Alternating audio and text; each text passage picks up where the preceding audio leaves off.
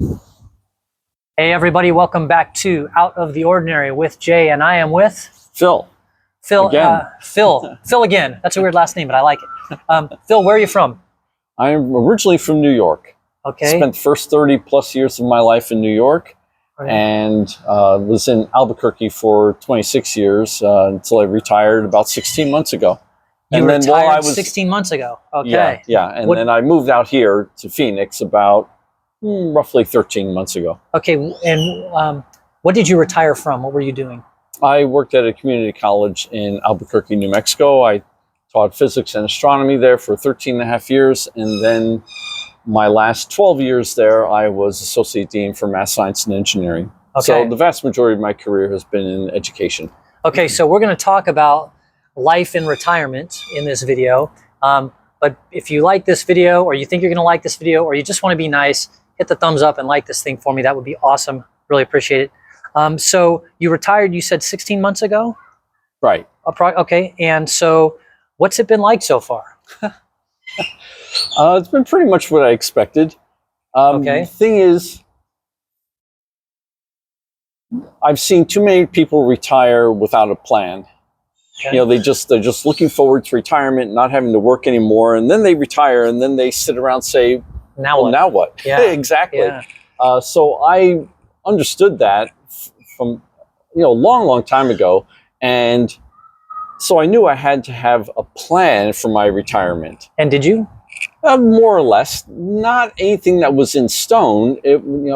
My thoughts on retirement were, it's a time to experiment, time to try new things. Now, some people may already know exactly what they want to do. I'm going to retire and I want to travel. Yeah. Or, I have kids who live on the other side of the country, and I want to be close to the kids and my grandkids and spend time with them. Yeah. Whatever. So some people have a definite idea of what they want to do with their retirement. I did not have a definite idea.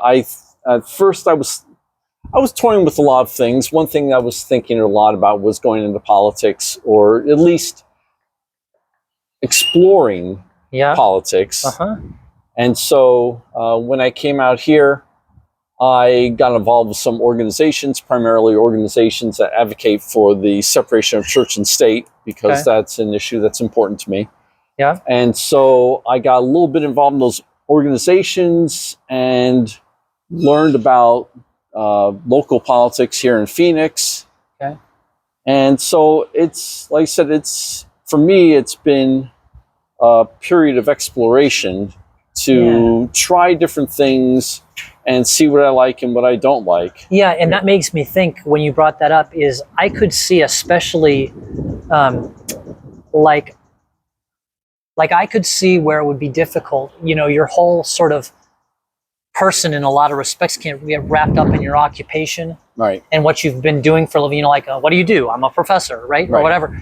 And then when that ends, like who are you?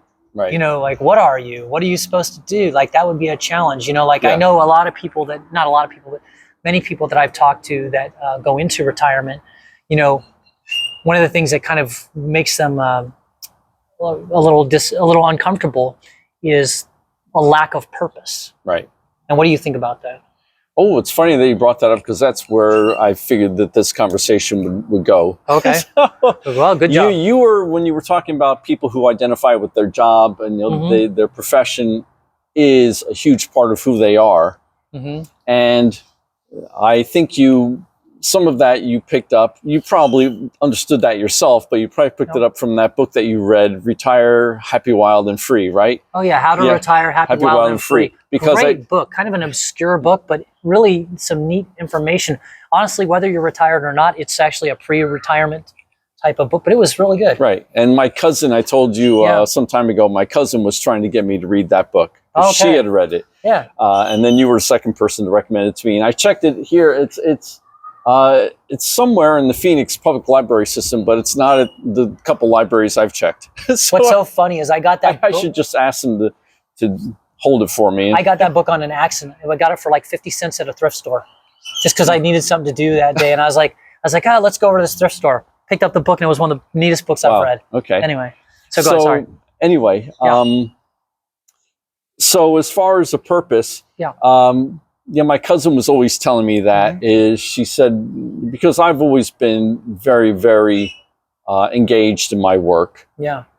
Because I'm very passionate about education, and so she told me she retired a few years before I did. And she mentioned how she had her own insurance business and she had billboards with her picture on it and everything, big business in Pennsylvania.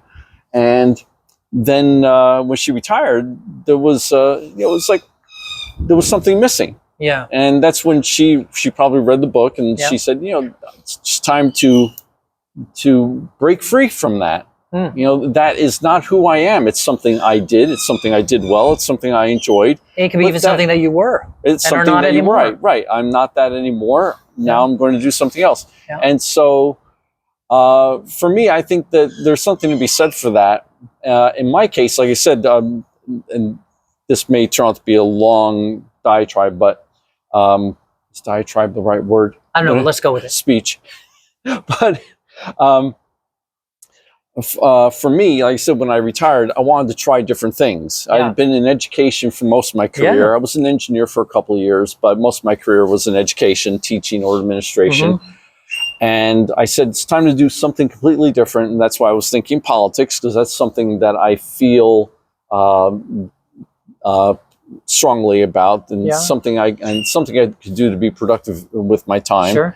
And that's one thing, by the way, with me is even though I'm retired and I don't have to do anything, I still feel this strong desire to be productive, to do something useful with my time. Yeah, and I don't think that goes away. Most people I've talked to, it's very hard for that to go away. Yeah.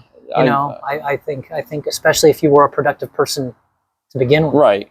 And I think, being productive is different things for different people. For some people, it could be moving close to their kids so they can help take care of their grandkids. That's being productive. You're helping the parents work. Grandparents are there to take care of them. Yeah. Great. You're doing a wonderful thing. So being productive can be different things, different people. But I wanted to try different things. And it's funny because I keep going back to education because I'm so passionate about that.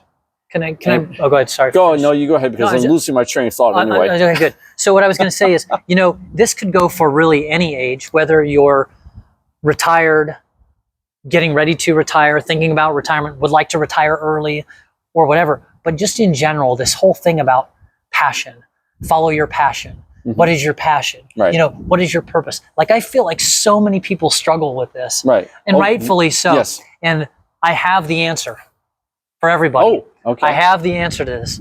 If you do not know what your purpose is to find a purpose. You're welcome. Oh. You're welcome, world. Okay. Anyways. And you got me back on track, because I was going to say, very good. I was actually discussing this with a guy at the gym this morning. Okay. And I said, I don't think it's bad to identify with your profession if it's something that means something to you. Yep. So, for instance, what I was telling this guy at the gym was, I was very fortunate. I had a career that I enjoyed because I was doing something that I loved to do, something that interested me, and something I was passionate about. And tough to get that most people don't have that. Most people go to work and they do their job because it's their job. Because they have a mortgage. Exactly. They have a mortgage. They need income. And for most people, I think most people probably enjoy their job to some extent because you enjoy the interaction with other people and even what you do. But I think probably most people don't have a passion for what they do. Can I ask you, how many people do you think love what they do for work? Probably not many. One in 1,000? 1 in 100?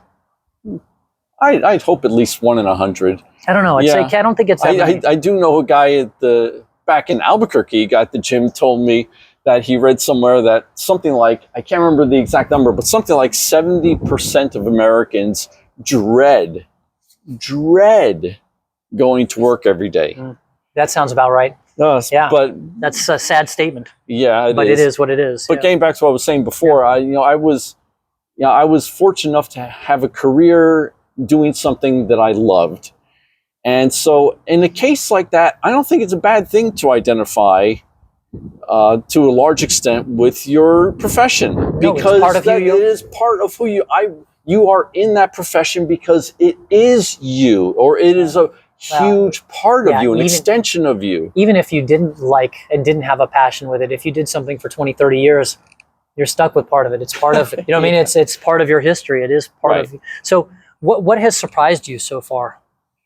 Has anything surprised you about, was it, have you been a little too bored sometimes, the free time, not knowing what to do with it? Is there, are you surprised that you're more joyful about it and wish you would have done it sooner?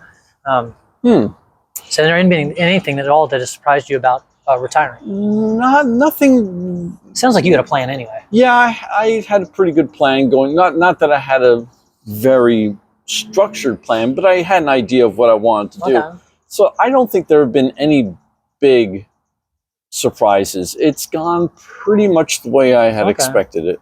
So what's been the best about it so far? Oh, the best thing is... What's the best thing about retirement for you? The best thing is if you're financially stable and you can really retire and not have to work, and you don't have...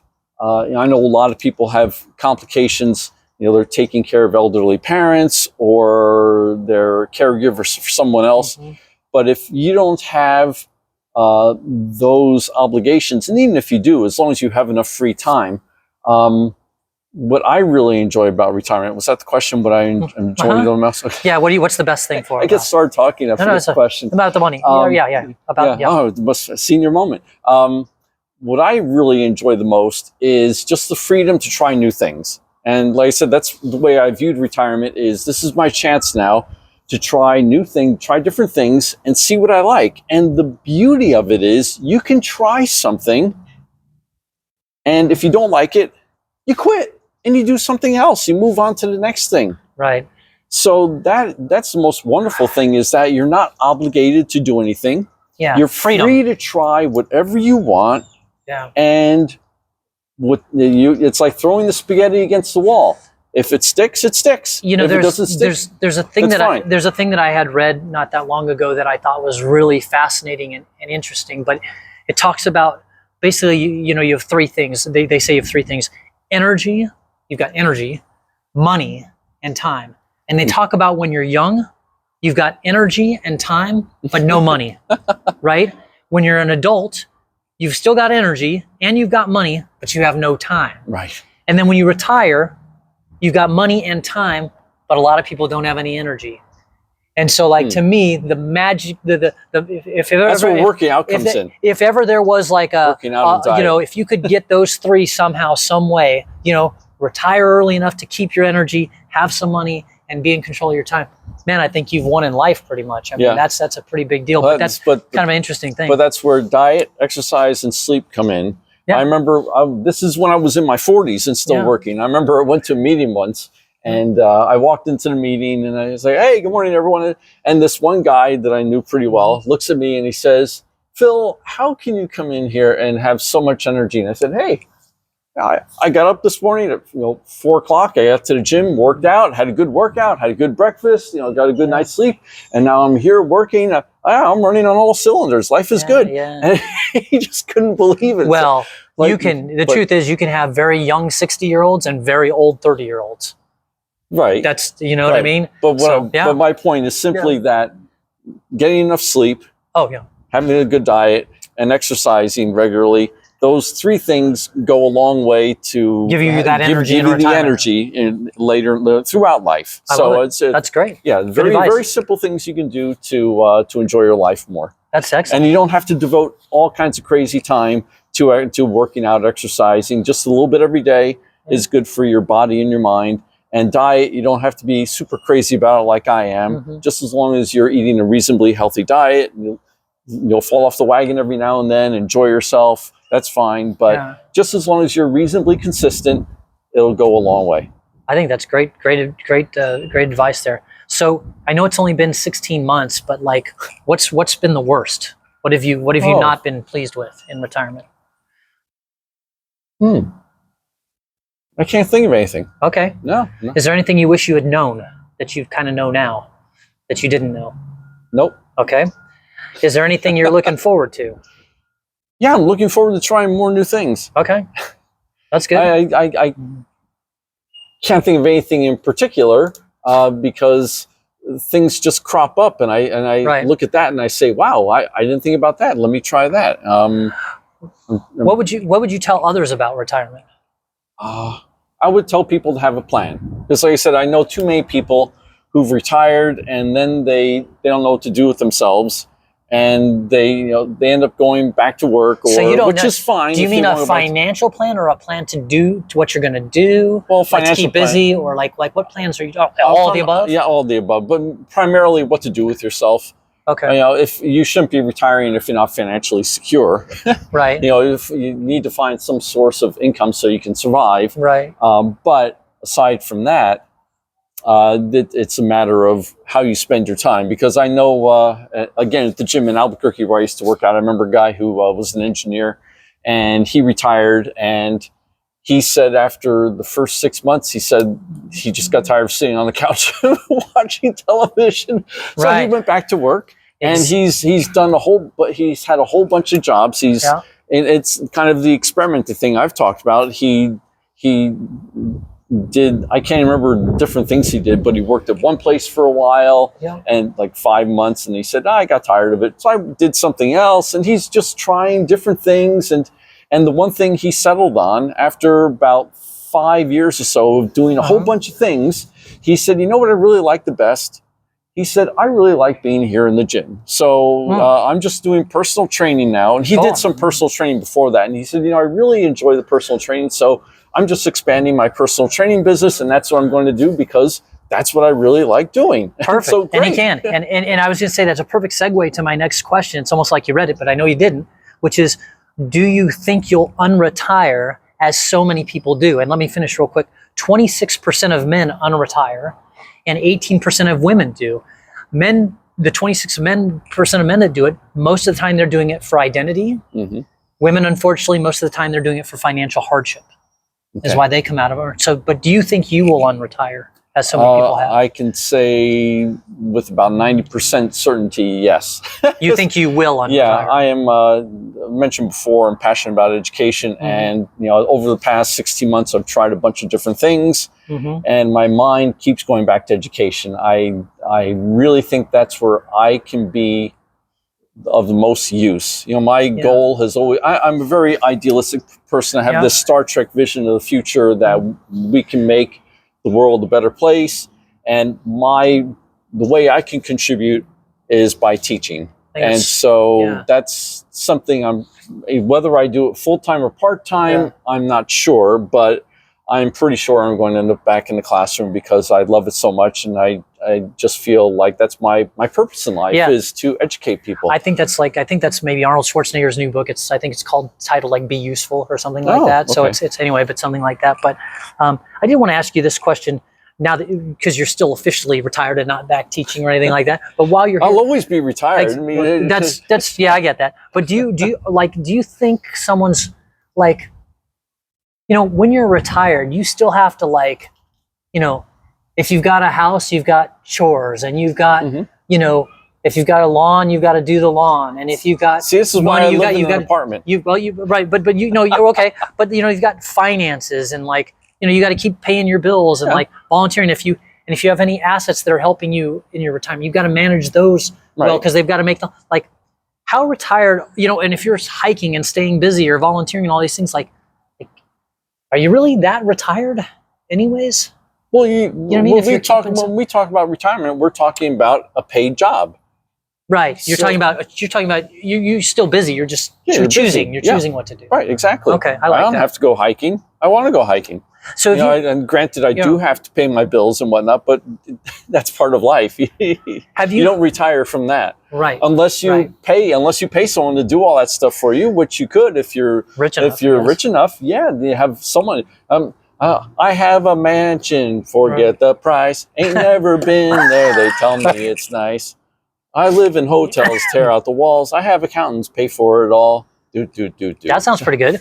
I like that. Sorry, it's good. It's popping into my head. Yeah. One of those earworms. Yeah, it's excellent. Now you'll be perfect timing. I will, for sure. I will. Are you familiar with the FIRE movement? Do you know what that is? No. Okay, so I'll describe it. Very popular, been popular the last few years. It's akin to sort of minimalism, or it's a cousin of minimalism. Okay. But FIRE is an acronym. It stands for Financial Independence, Retire Early. Okay. And so, like, what's very common is you'll have, say, a 20-something couple, and they'll work their tails off. Both of them having 1, 2, maybe even 3 jobs. Living off of ramen noodles and beans for 5 years or 10 years, saving every amount of money, investing it. But then they retire at 35, millionaires. Right. And so they're basically doing a whole lot early on, really sacrificing, and then boom, they're free for. What do you think about that? I think that's a personal decision. Yeah. If that's what you want to, some people want to do that and other people don't. Other people say, I want to spend my money now because I don't know how long I'm going to be around. And I want to do these things while I'm young and able to do them because I don't know if I'm going to be able to do these things later in life. So I think it's a personal decision. I would say that I probably subscribe to that philosophy to some extent for much of my life. For instance, when I was teaching, the 13.5 years I was teaching at that college, I remember a lot of faculty would teach just fall and spring terms and they take off the summer.